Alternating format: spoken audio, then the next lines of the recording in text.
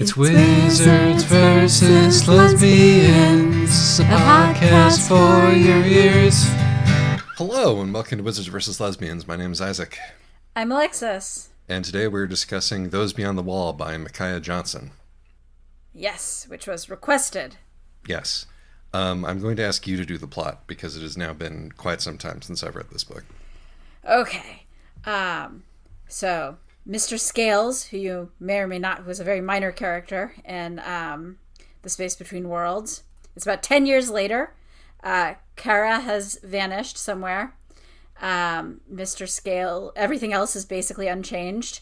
And Mr. Scales, a youngish, middle-aged-ish woman who's one of the runners for the local gang lord, Nick,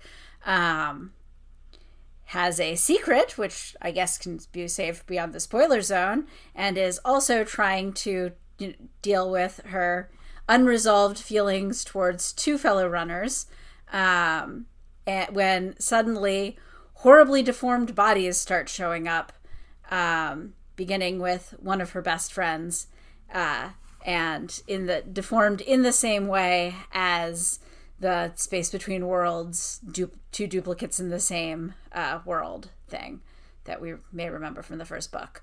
So she's got to help figure out this mystery and also continue to navigate all of the largely unchanged politics from the first book. Yeah.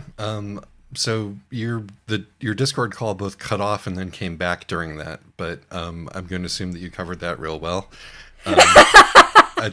If not, I'll record it again later. Yeah, no, but I think that's fine.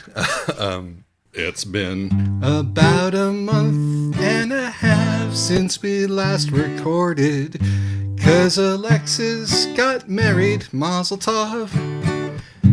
But now we've forgotten our own format, so are there wizards? Kind of. Are there lesbians? Yes, but they're not the main characters. But the wizard and lesbian from the previous book are still around and they still hate each other. So why should you read this book? I enjoyed it. I thought it was a good book. You will spoiler alert, get to see some of Kara and Del. And I thought, in general, it was I thought was a fairly successful sequel to a book that, well, not as good as The Space Between Worlds. I thought it was a successful sequel to a book that I like quite a bit.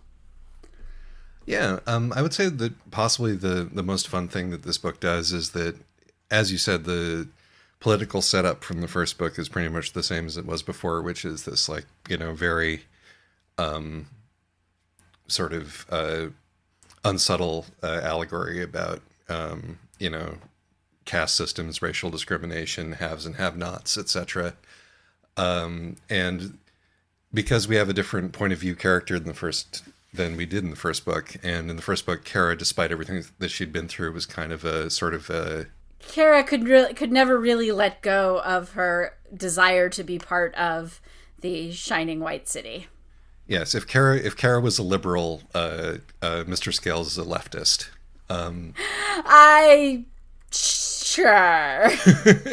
And so we get to see the same. I mean, I'm going to complicate that a lot after the spoiler zone.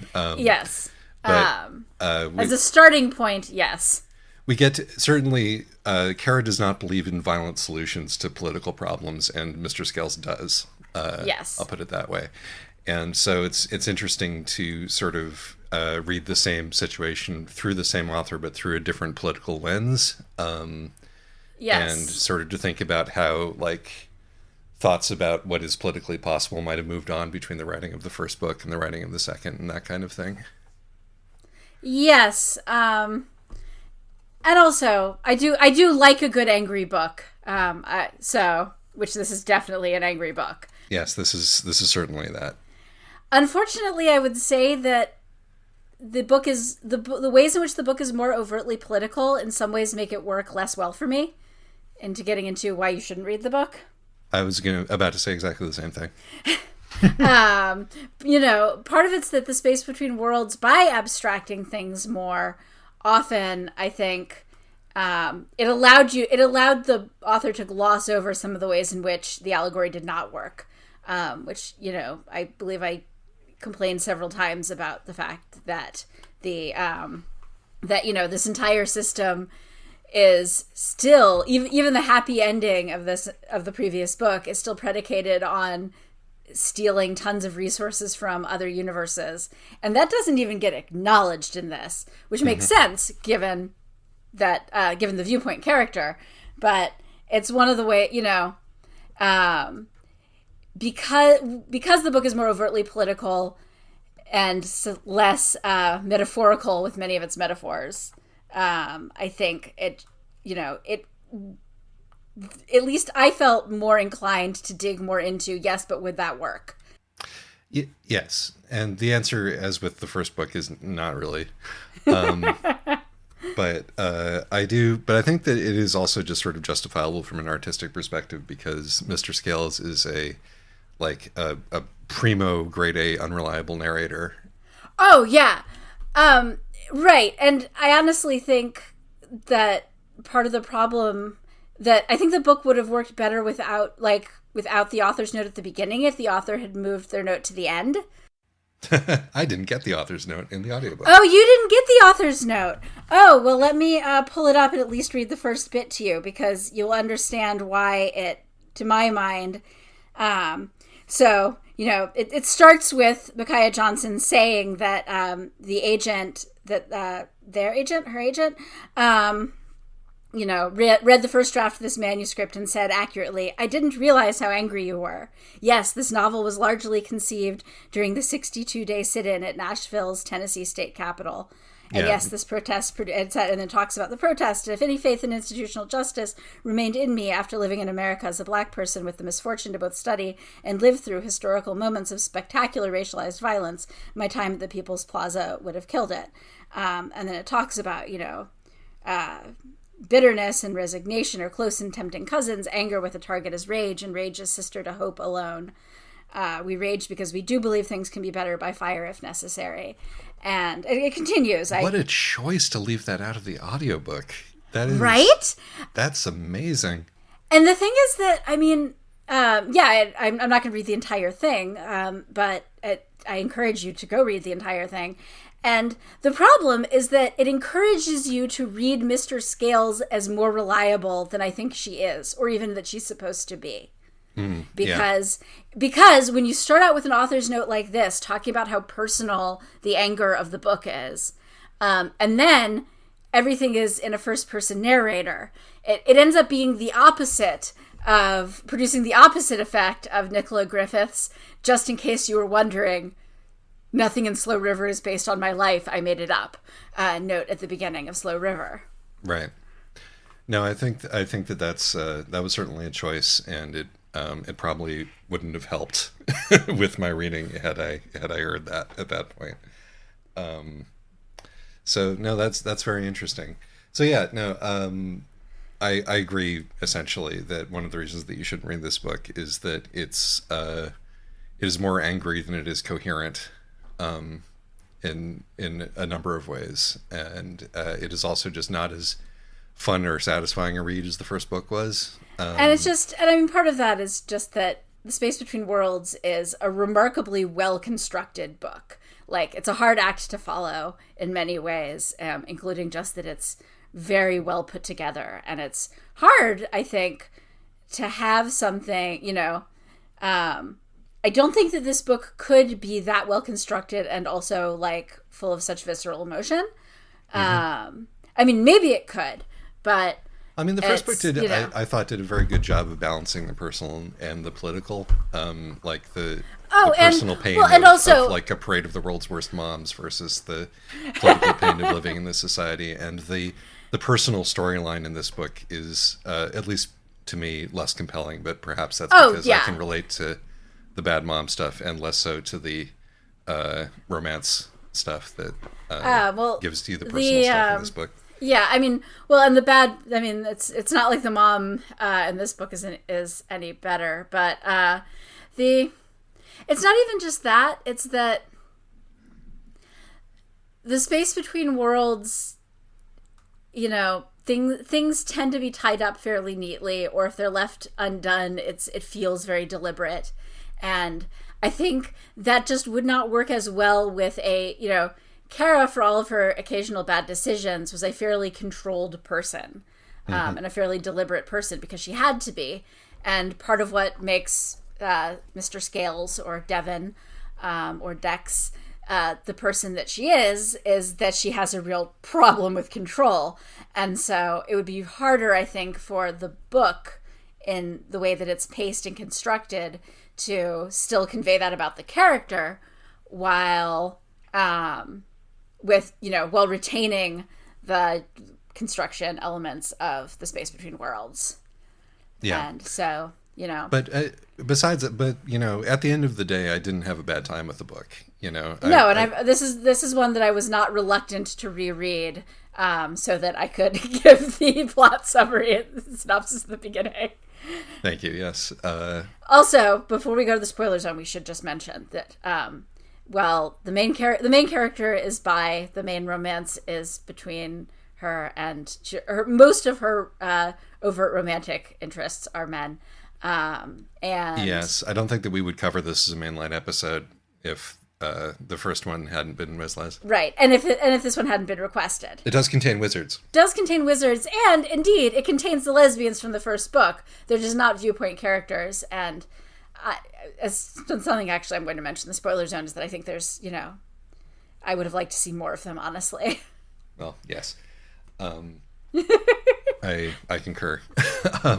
But having said that, let's do content warnings real quick, because there's a lot of them. Oh yeah.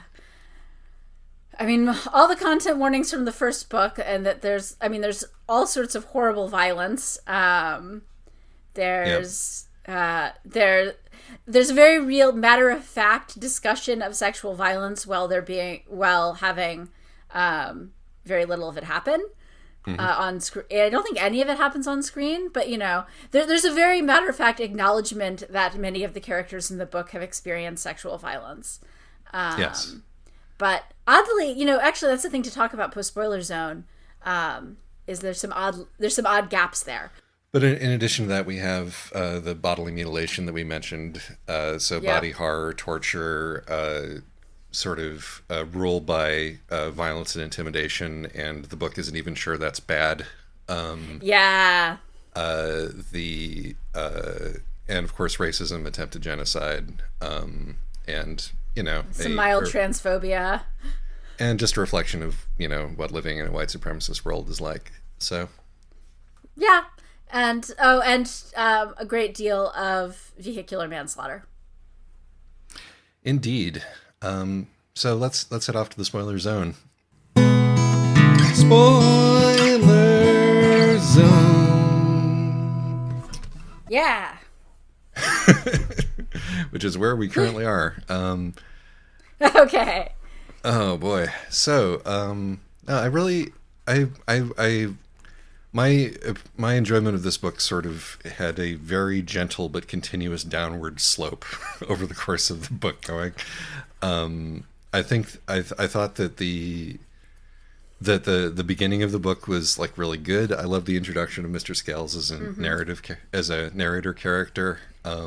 Yeah, I love her voice. She's got a great narrative voice. Right. It's like she's like the very first thing that she tells you is her name, which is not her name. And the second thing that she tells you is that she's bad at telling stories, which is an absolute lie. It's a lie because she's already been speaking to you in this really poetic and compelling way. And the prose in this book is very good. Also, I should mention. Yes, that is definitely another reason why you should read the book. Yeah, and so it's like bam, like from page one, you've set it up in a way that's impossible even for me, who tends to not notice unreliable narrators, to notice that we are being dealt with by a person who lies to survive. Yes, and that is handled beautifully. And also, like, this colors her conception of the entire cultural milieu in which she lives, because she identifies that as not her trait, but as the trait of the entire, like, world culture that Ashtown comprises.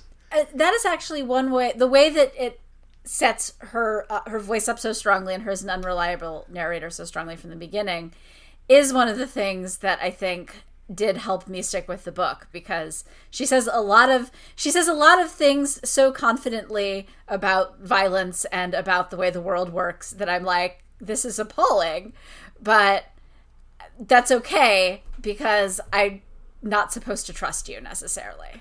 Right. And it also makes the reveal that even though she identifies so deeply with Ashtown and projects her own values onto Ashtown so strongly because she's not actually an Ashtowner. Right. And the reveal of that is like, I knew it, because she did an excellent job of setting up that this person has the convert's zeal, that extra level of violent outrage that one gets if one, was not born into the underclass in the same sense, Yes. So, and that really, really works to sort of explain why her sort of want for revolution and over the top violence is both as strong as it is and is expressed in the way that it is, with the contempt and the hatred that it is, because she grew up in the nice place as an othered person. Yes, and as a horribly abused child, but nonetheless, in the nice place, she can pass the citizenship scans. And also that she stole the story of a girl who she watched die horribly, who is from the underclass, even of the underclass, the deep wasters. And she steals this girl's story as her own backstory. And never reckons with that. Like, she spends the entire book confidently saying, basically, well, while a rich kid watched this horrible thing happen, and thus I am the natural inheritor of this girl's story, and basically the same as this girl. And she never has to confront this. And she treats the people who come from the city, from Wiley City, to do basically sort of, guilt absolving charity or atrocity tourism with withering contempt, when there is a sense in which that she's just a much more advanced, expat. Right. Right. I mean, stealing this dead girl's life story is kind of the ultimate atrocity tourism, especially to grow up in Wiley City, steal the dead waster girl's life story, and then become the heir to the gang lord throne, is, right. It really is in some ways sort of the ultimate outsider coming in, appropriating. It touches so many things. And she will never admit that to herself. Exactly. It touches like the that sort of student activism thing, where it's like, I now understand that I must be the avatar of all oppressed peoples, whether they want me to or not, and in a manner of my choosing, because I'm in a position to identify exactly how oppressed they are, that they might not even be themselves. Right. And it also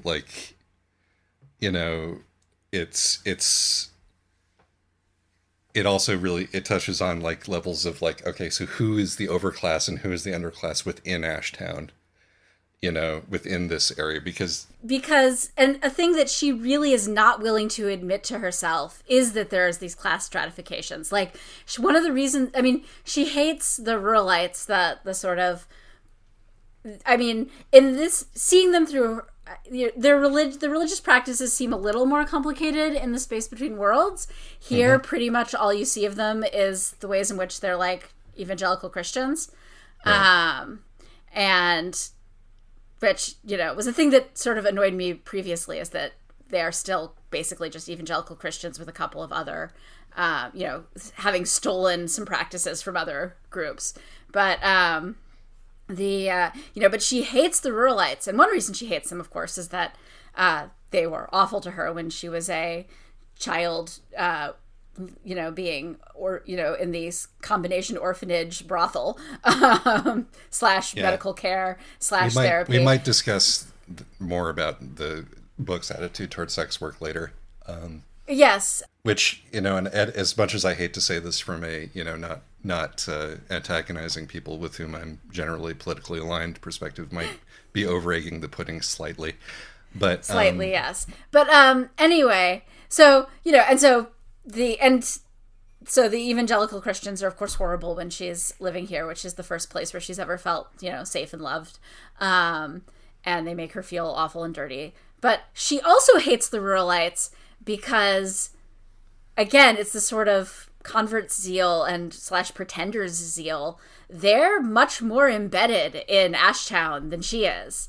Yes. She's attacking Esther for being, royalty, for being a princess when she, as the secret sister of the emperor who's, been groomed for leadership since she was a teenager. Yeah. And it's clear that part of this is just that she needs enemies so that she never has to acknowledge her, like, the position that her family, the fact that her brother is in fact a crime lord. Right. And so, there always has to be an enemy. And when it isn't the city, then it's the ruralites. Exactly. No, exactly. And it's like the portion of this book that works extremely well is essentially all Mr. Scales and Mr. Scales' character and our gradual understanding of who Mr. Scales is and her internal conflicts and, what she's willing to compromise and what she isn't, and her, and the sheer blow to her psyche that is wanting to fuck this one quirked up white boy from the ruralites. Yes. And also wanting to fuck her best friend, who is into much more sort of conventionally pretty girls. Yeah, no, because this is another source of her feeling of being othered, and her anger and resentment is that she isn't attractive by any of these cultures' standards, or believes that she isn't attractive by any of these culture standards. And even though, she was as far as we can tell, she was a perfectly successful sex worker, and seems to do pretty well at the bonfires. And seems to do perfectly well at the bonfires, and has no lack of partners. But this person who she wants, partly because he's so pretty, does not want her back because he's into pretty people, and this strikes her as deeply unfair. Yes, I mean, and there's also like they don't hit this as much, but there is a sort of like, it's implied that the way that Mr. Cheeks is pretty is the Wileyite standard of beauty, because he's such a celebrity there. Right. There's the really funny thing with the one with the the good white girl, where she's like, they wanted to change the rules to allow non-citizens to be in the running for most sexiest person. Right. So because they're this particular crime boss lieutenant, which is what Mr. Cheeks is. He's a murderer for hire. That's his job. Yes. Well, not for hire. For hire. He's a hitman in a crime family, essentially. Yes. But because he's extremely handsome, the white people are very thirsty about him, even when he shows up on the news as a villain, which I think was also extremely observed. Yes. Well, and also, and because also, like, he also occasionally works shakedown duty. You'll remember him from Kara being like, wow, seeing this guy, even, I long ago decided I was never going to be interested in a runner, but seeing this guy reminds me of when I was like 10 and thought that runners were super hot.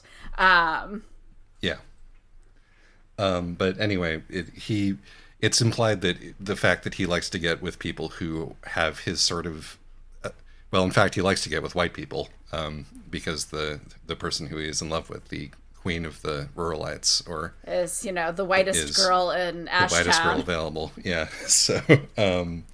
So there's also a racialized element to her resentment over his tastes and his ability to get her.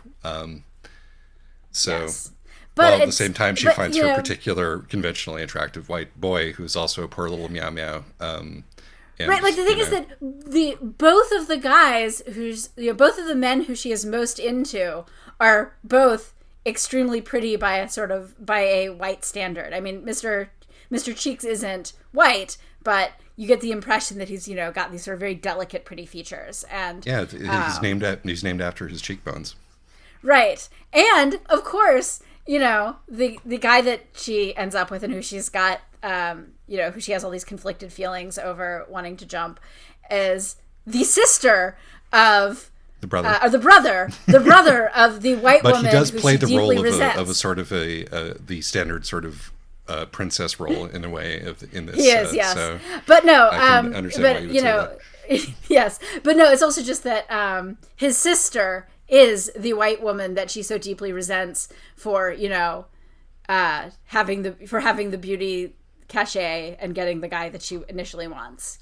Like, she's a mess, in other words, and completely incoherent, and petulant. She's a mess. She's a great mess. She's a wonderful character. She's a great because mess. She's such a mess. No, yeah. Yes, and but like, she says all these things with such confidence that you're like, you're right. You're absolutely right, Mr. Scales.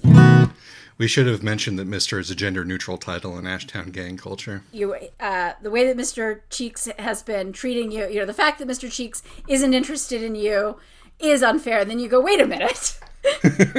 Right, exactly. Wait a minute.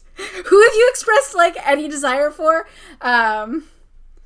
Her inability to acknowledge her own status and her own privilege at any point is really striking. And even the, I brought this girl home and, fucked her in front of her husband and told him to go get in the cuck chair even though he wanted to join in, but he was cool with it because he's a really great guy. Right. And then better yet, then she's like, oh no, he dies. No, but there's an even better thing, which is that then she has all this angst of, oh no, I can never fuck this woman again because her husband thinks that my brother is a living god. And once he finds out that I'm the living god's little sister, it's just going to be too weird. Right, exactly. No, then and this is not stopped her. I will have to take note of the consent issues that were already present because you're a fucking gang member. Because you're, not only because you're a fucking gang member, but also because she's known for a while that this guy thinks her brother is a living god, and so it was gonna come out eventually. Yeah. No, her sort of layers of self-delusion and the complexity with which she approaches all of these decisions and the misery which she just mostly, focuses on herself and her cruelty, which she agonizes over, but never stops doing. Just never, not to the end. Yeah. Chef's kiss. And that's the part of the book that's great. And really the part of the book that doesn't work so well is everything else. The plot, essentially, is the part that doesn't work as well. Well, the thing is that I actually didn't mind all the stuff where they're chasing out, trying to untangle what is going on with these other people coming over from the world. In many ways, I thought that was a nice follow up to because you get, it's fun to watch Adam get all indignant that people, that people are doing this thing, and then Kara's like, this is exactly what you were doing. You're just mad that somebody that, a different you thought of it first. And that you get to see, that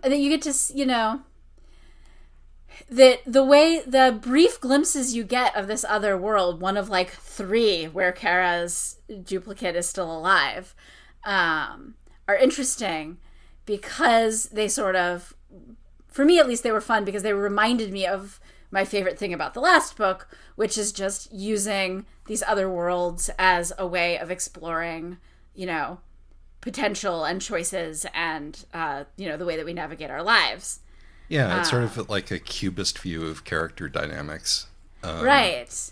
You get to look at all of these possibilities and angles at the same time. And one of the ways that this book continues that is that when we're not looking out of Kara's eyes, Adam's feelings about Kara are much more obvious. Yes. Which I thought was really valuable. That Mr. Scales correctly sees that Adam has a hopeless, obsessive, creepy crush on Kara, and Yes. can't worm his way out of it no matter how hard he tries.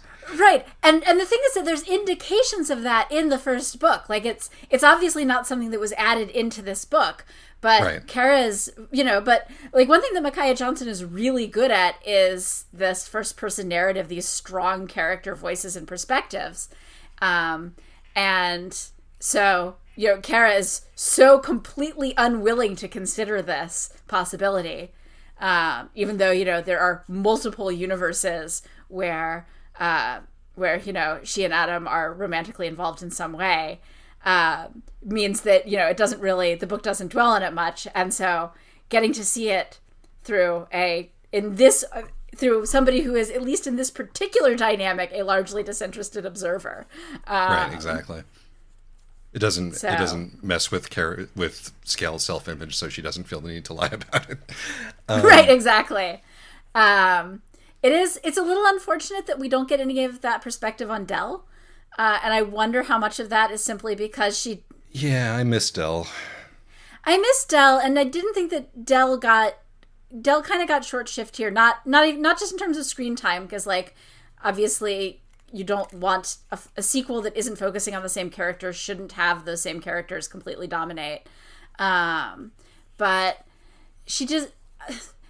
Del was the most interesting sort of mystery of the last book. And it gets... And, and her character comes off as even flatter in this one instead of being, more fleshed out at all. Like, she has one thing that she, basically she's a one-note character, and that's that she is devoted to Kara. If we ever got another run at this setting, I would like to, I'd maybe like to see through Del's eyes for a while. Yeah, me too. I would just like to see, or just to see somebody who's more interested in Del. And I mean, it kind of makes sense that Scales is interested in Del. She's not the kind of pretty that Scales is into. And she's Wily Cityite. And, when Del is when Del is present, also the World Walker and the guy who it turns out is another long lost brother are also always present. And so obviously Scales isn't going to be paying attention to the random Japanese chick, but but like the only thing, like, we get this thing about Del where you find out, oh, she's Del Ikari because this is, but this was a chosen name, and that, like, she said one of the few sort of revealing lines she gets that isn't just about how she, she's somewhat creepily obsessed with Kara, as a quasi spiritual figure, is, the bravest thing I ever did was telling my father to call me by the name that I chose. And whether that's supposed to be Del is trans, or that's just supposed to be Del didn't want to go by whatever she was initially named, is not established. But yeah, I mean, it's in Johnson's, like, credit that, like, even side characters tend to be, like, fascinating people. Like, there's everybody gets, sort of a backstory and multiple, sort of threads of motivation and bias. We get to see, honestly, like, Helene X, who is just this, very, very minor character in the first book. I was like, oh boy, we get to see more of her. Oh, we get to see more of her dying horribly. But still, we get to see more of her. We get to learn more about her. Well, we get to see more of her sort of dupe. Yes. Later on, so who's, again, yes, sort of a fractal version of the same character. But yeah, and so yeah, no, that I do appreciate that. But yeah, no, I would love to get more of Del. So I guess like, do we want to start delving into the actual, like, political plot at this point, or? I guess we probably should. Yes. Yeah. So it's an uncomfortable one, for a number of reasons. It's one of those things where it's like, okay, if you're really looking, with eyes open into the fate of the colonized people in a global system that wants to keep you down. Mm-hmm. This book is like, I mean, there's like, all right, how do we get to something resembling a happy ending? under the circumstances that I've set up for myself when I'm not allowing myself, much or anything in the way of like, sort of self deluding hope, right? Right. And the book sort of handles this by going like, okay, so they get wiped out in like 10 million universes for doing this, yes. for trying to resist, which, as we've seen recently, is unfortunately the way that works usually. Yeah. Yeah. And the one way that they figure out how that it's going to be okay is by creating a mediagenic martyr figure out of Mr. Cheeks. Yes. And making it so that it becomes politically unfeasible for them to be genocided, essentially. Yes. And I think that there's the sense where this might have worked at some point. Yeah, it does not feel like it would work today. It doesn't feel like it would work under the circumstances that are being expressed here. Right. I mean, there are no lack of mediagenic martyrs in today's various genocidal conflicts. Yes. This has not managed to do anything. Well, I mean, the other thing is that there's this odd bit of idealism in the book because, right. A book that is fairly cynical about a lot of things, but there's this odd bit of idealism that says, oh no, the international community will play fair so long as we play by the rules that we have managed to intuit they've established. The international community won't swoop in and back this rebellion because we've made it clear that it's about this one martyr and we want fairness for this one martyr. And I mean, aside from a great deal of, contemporary protests showing that is not the case in the, national or international communities. Right. Like, it's an odd fate. It's an odd fate that people will play by the rules. And that there are rules and that people will play by them. And you also see this in the way that the organized crime is handled. Like, there's this and part of this, of course, is that Scales has a lot invested, being the Emperor's secret sister, and the crime lord Emperor's secret sister. And that, so obviously she has a lot and also like one of his gang lieutenants. So she's going to have a lot invested in the idea that, oh, no, we play by the rules. We only do horrible violence, up to the limit that is necessary to avoid having to do worse violence later. Right, because we put a dictator with a conscience in the place of the, ruthless multiple murderer dictator that there used to be. Right, and this sort of idea that, this sort of idea that that there are these sort of, that if you can establish these secret social rules and then the people with power will obey them. And the wily city mayor won't, but, because we cannot trust her. But the international community will, and for that matter, your brother, the gang lord, will.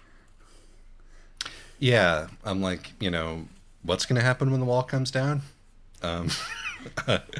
Where everybody's just going to be, cool with that, and we're not going to, and nobody's going to try to increase their power. Even though, and it's interesting because it does coexist with, every other thing out of Scales' mouth is, these people are venal, greedy hypocrites, talking about the Wilyites and the Ruralites, not about the Ashtownites, never of us about are humans. Yes, also never about the organized crime lord.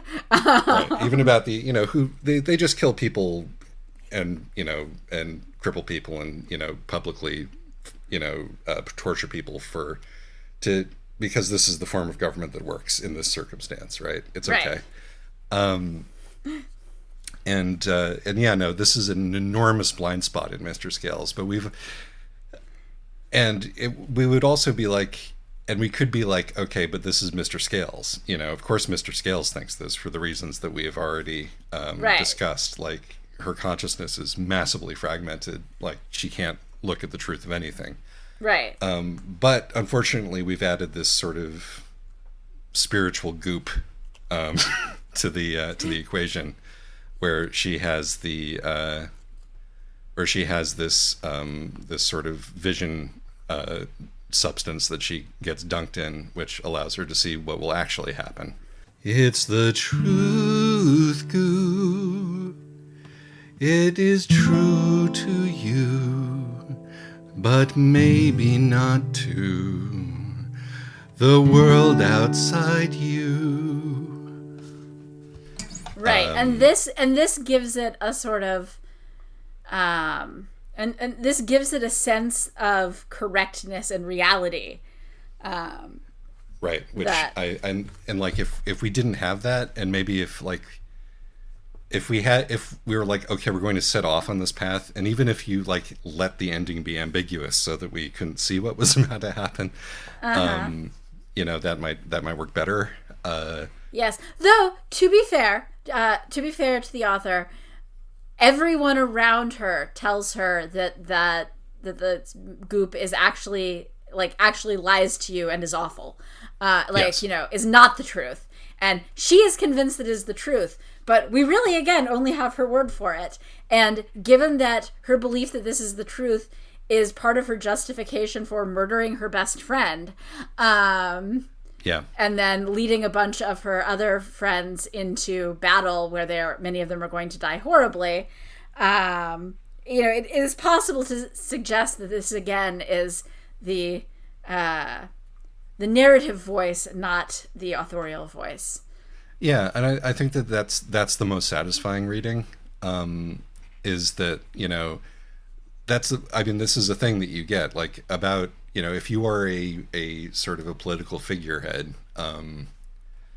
or if you're a revolutionary leader, like, the historical record suggests that even if you are, fighting in a place, like, trying to do something that is just not going to work, like, you're not just in it for the momentary power, the momentary control over, your people necessarily. You have to believe it yourself, in order to keep living.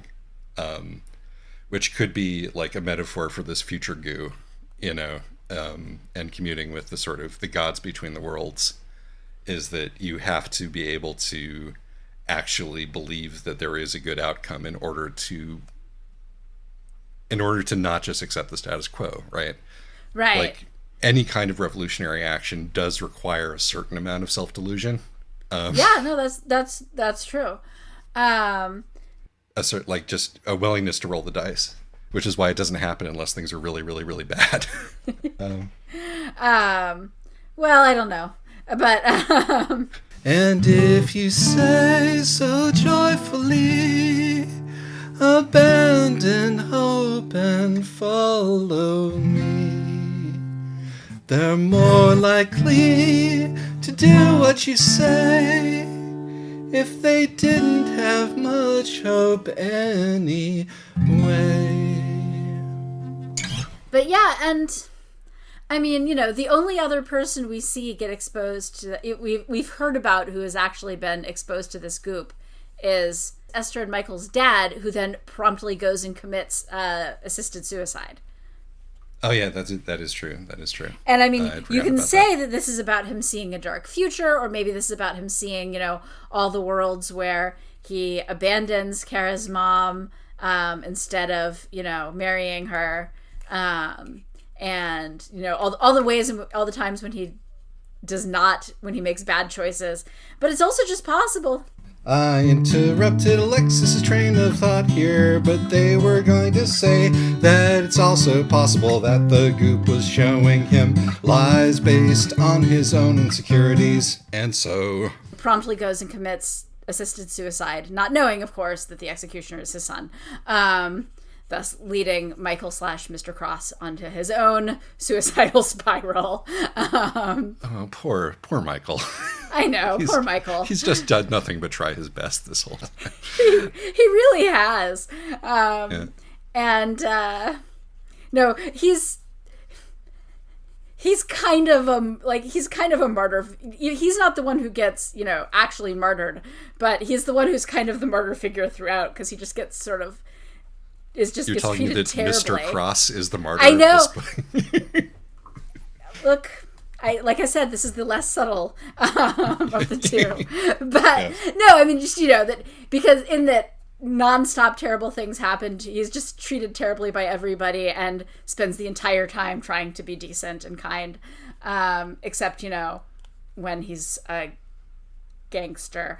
Again, this is this thing where Mr. Scales really wants us to overlook the amount of violence that the runner system thrives upon. And we know because, Kara has already done a pretty good job of pointing out to us this violence. And so, it definitely does undermine everything. It undermines everything Mr. Scales says. But that, again, doesn't, could just be that this is, again, that makes me less inclined to believe that she's not even necessarily telling the truth about the goo, about everything that she sees in the goo. That everything, I mean, I believe her about everything that she sees in the goo. I don't, whether that's based on objective truth. Whether that's based on objective truth or whether that's, things that she's looking for and and also that she's seeing what she expects.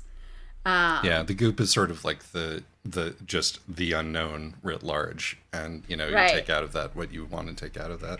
Right, and the main things that we know about the other person who fell in the goop, Esther and Michael's dad, is that in another, in this world, he met this woman who was an addict, and he, married her and helped her clean up, and this has been, a stabilizing source in his life.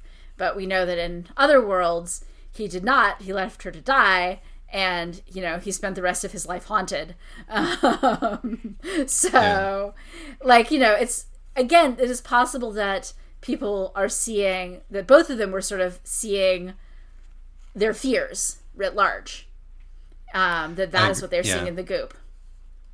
Is all the paths, all the choices they could make that, are bad, because that's what they're afraid of.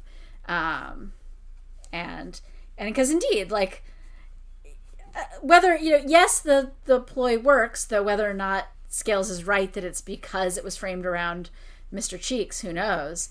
But this is still very much the self-justification. Everything that she says about the runner system, and this just,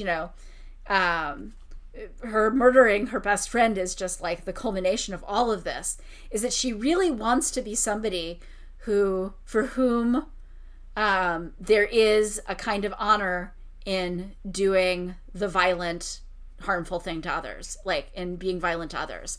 And yes, it is nice when the hard, painful, sacrificing truth and necessity does happen to be the thing that you wanted to do anyway.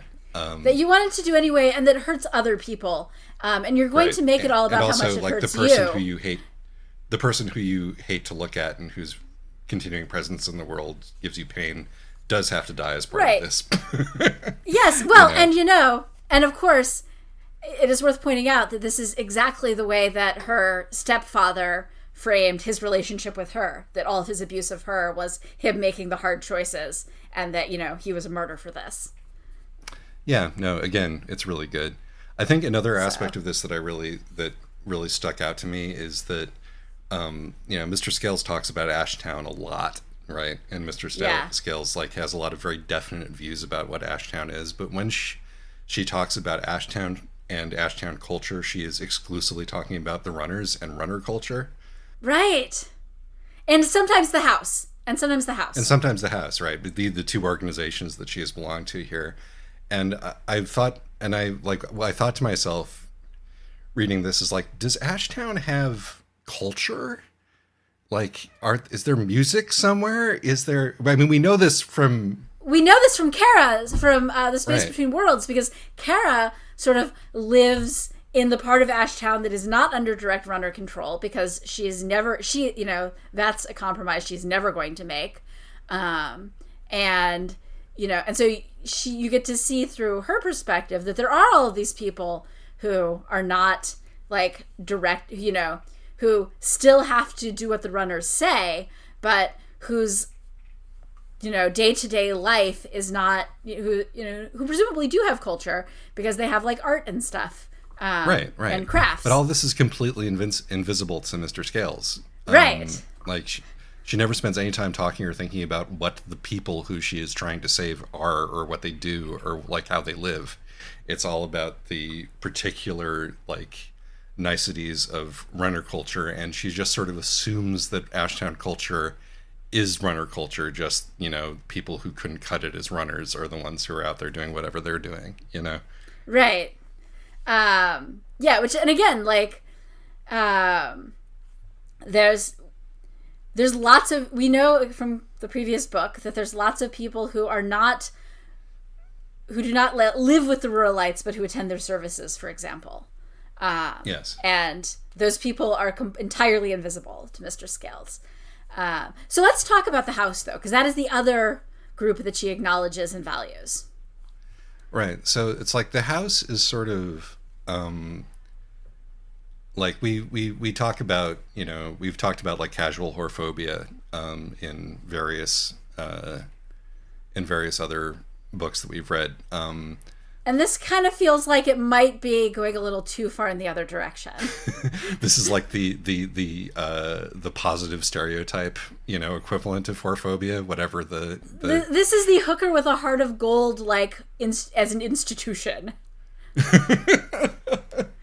Yeah. In this one, the sex workers are also the therapists. Like Ashtown has a very strong therapy culture, which is the envy of Wileyite.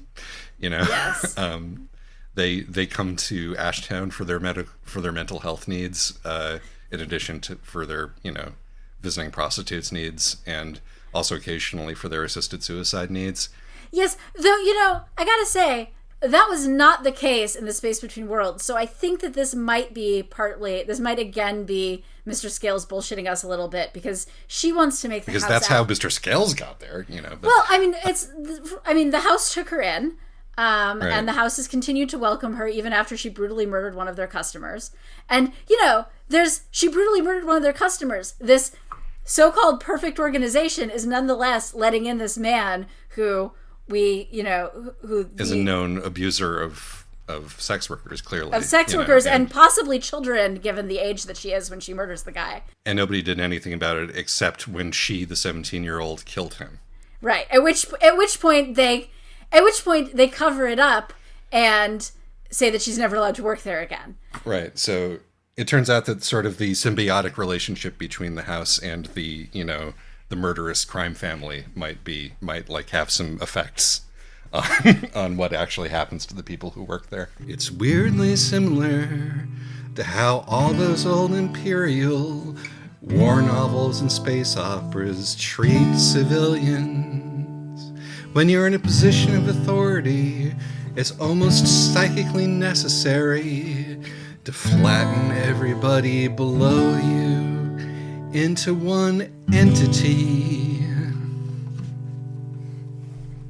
And you know, like we know, because Kara has the moment where she does go and seeks like mental health care from the house, but that's not part of her regular thing. And it's, you know, it feels, and when she does it, it feels more like triage, and it's, you know, and it doesn't seem as well institutionalized. And maybe that's just because Kara doesn't understand how this house works, that this particular reality has a particularly good house. But this is like, you know, the best case scenario. But again, it feels, because of the way that we see Mr. Scales interpreting Nick and Nick's organization and the runners, it feels like this is definitely it's definitely reasonable to think that this is through rose-colored glasses.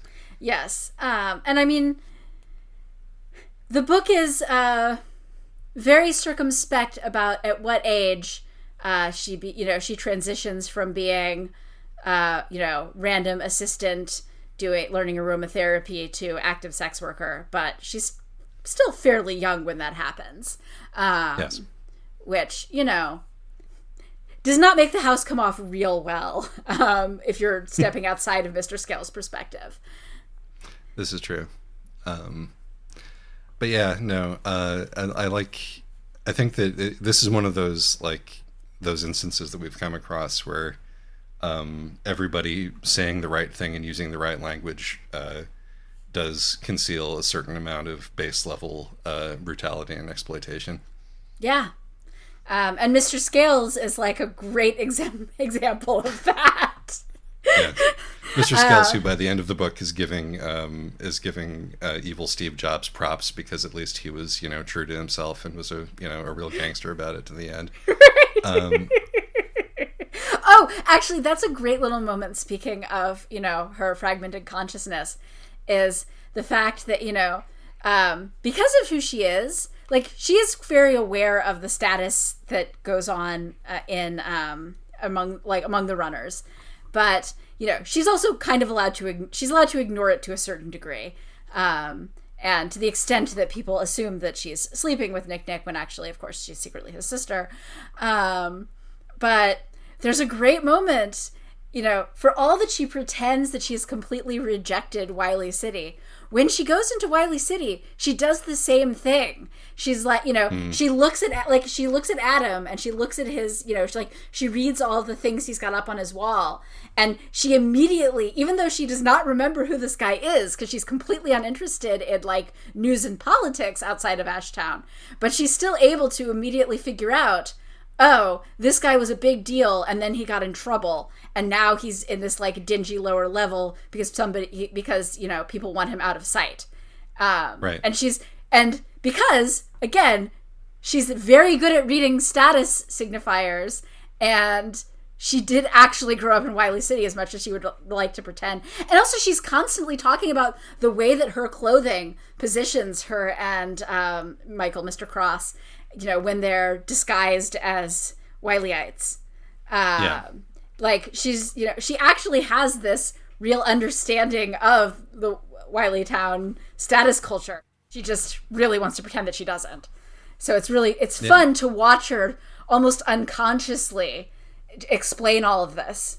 It's one of the major engines of her resentment. So, of right, course, exactly. She has to have a nuanced understanding of it. Yeah. I also appreciate that,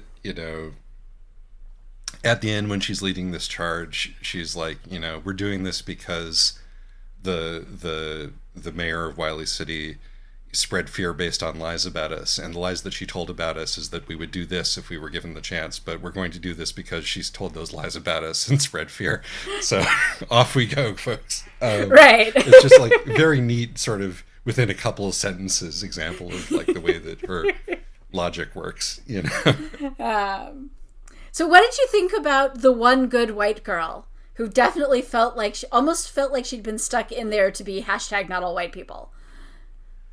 Mr. Cross was already there. You didn't need to do that, but and Esther, but, she's the one girl. She's the one good privileged white girl, not the white guy from the boonies. Right. Yeah. Right, because as much as Mr. Scales likes to pretend that the Ruralites are super privileged, they're actually not. They're actually subservient to her brother. Yes, but the token good white girl, I thought was there to be a contrast to the white woman who brings in a bunch of her dirty clothes that she can't use and gets spit on and breaks down crying. And yes, and then that felt off. Direct. I've dealt with white do-gooders before and they infuriate me, and so I'm going to write this scene in. Yes, exactly. But that's the thing, is that it felt tonally a little bit off, because it felt more like this is something from partly just because it felt so true to this moment that it didn't quite, I think, mesh with the rest of the book. It was funny, but mm-hmm. But it's I appreciate it. It's if you want to put forth this is how you should act if you want to actually help. Yes, give away all of your inherited money. And live humbly. Right, exactly. First, first become, it's basically what you would need to do if you were to go and follow Jesus. Just do all that, and then we can talk. I'm not going to comment on that. Well, there's a certain, like, there's a weird sort of incipient Christianity that hangs over both of these books. There is, also, but this one in particular, much more than the last one, I think. There's definitely a weird Christianity that hangs over this one. Including just, like, the ruralites are much more Christian. Yeah. And maybe it's just that there's less pretending that they're not. That makes sense to me, yeah. Yeah. And a thing I thought was interesting is that the human shields who actually save the day, like the people, to the extent that anybody actually saves the day, it's the human shields who are all of the, second generation Wileyite or first generation Ashtowners who came on scholarship, and who never come home to visit anymore. And that they go out and sort of be human shields. And it's funny because Mr. Scales has such contempt for these people. It's true, but, I don't think that the plan would have succeeded without them. Right, and she's forced to acknowledge it, but, she mentions it and then she basically dismisses it. Like, you basically hear nothing else about them, even though they show up in this key moment and then she just refuses to think about them again. Because it's very consistent, And I think we can, I think that it's entirely reasonable to interpret this book as like the potentially like the origin story of Nick Mark II or Nick Mark III, I guess it would be. Like, she's going to be a monster. Right. Yes. And this is just showing you how she's, what mindset goes into that, and and we can draw our own conclusions about what the likely outcome is going to be. Yeah. And no. I mean, I thought it was good to have that brief moment where you see all these people who she has such contempt for show up, save her ass, and then never get mentioned again, because I think it is a useful way of putting some distance between reality and her narrative. At a point in the book where her voice is so strong, it's the climax of the book, and her voice is so strong, and it's her discussion, the injustices and the grand political issues are right there, writ large, taking center stage, that it's a really useful moment, I think. But anyway, so yes, I think that this, overall, I think that this book was quite successful. It just, it fails in many of the places that the previous book failed, and also in some of the ways that the previous book succeeded. But sequels are hard. Yeah, no, they are. And I think this is also, like, as the author's note says, this is a book written in, anger and despair. No, anger and non-despair. Anger and hope. Anger and hope. This is a book written in anger and hope. And righteous rage. That's the point of the author's note is that, the author, certainly the narrator, also the author, sees anger as something that can be uplifting and, and hopeful. Yes. Well, I think that I'd probably better not finish that then, because that undermines what I was going to say. So I'll just edit that out too. Okay. But yeah, regardless, it's an angry book, and it feels very like the anger feels very true and comes through, and there's value in that, I think. Yeah, and and much like, The Space Between Worlds also has points where you're like, well, that doesn't hold up, but the emotional truth does. And I think that while this book does not do that quite as successfully, it still by and large is very good at going, well, okay, this doesn't, this plot point doesn't hold up, or I don't agree with this actual point, but the emotional truth is there and well portrayed. Indeed. I have a final question for you, and I don't know if you're going to be able to answer this, but, as with every conversation we have, I've been looking off of my notes, and the longer it's been since I've read the book, some of my notes no longer mean anything to me. And there's a note here that says, "Not the mountain goats, please." There's a quote from John Darnielle in one of the part openers. Is one of the epigrams is a quote from a Mountain Goat song, or at least is attributed to John Darnielle, so presumably it's from a Mountain Goat song. Yes. Good. I'm glad that I didn't imagine that. So I'll go ahead and figure out what song that was, and I'll close us out with a rendition of it here. Excellent. All right. Unless we have anything else, I think that's a good place to leave it. Yeah, I think we've done a pretty good job dissecting this book. All right. Next time, unless things change, which they often do, we will be doing something about metal. Metal from Heaven. Oh yeah. Metal from Heaven. That's a book which I don't even know if it's actually come out yet. This one we got an ARC of. Ooh, very exciting. So, which I believe I've sent you the PDF of. Indeed. So I'll be reading that. But yeah, until then. All right. Thanks, everyone. Bye. Bye-bye. The quotation was from the Mountain Goat song Magpie. But I don't actually like that one very much. No disrespect to John Darnielle. But I'm going to sing a different song called Magpie instead. The magpie's a most illustrious bird, dwells in the diamond tree. One brings sorrow and one brings joy, sorrow and joy for me. The magpie is a most royal bird, black and blue as night. I would that I had feathers 3, black and blue and white. I saw the gentle magpie bird in dusky yesteryear. One brought sorrow and one brought joy, and sooner than soon did leave. The magpie is a most illustrious bird, dwells in the diamond tree. One brings sorrow and one brings joy, sorrow and joy for me, sorrow and joy for me.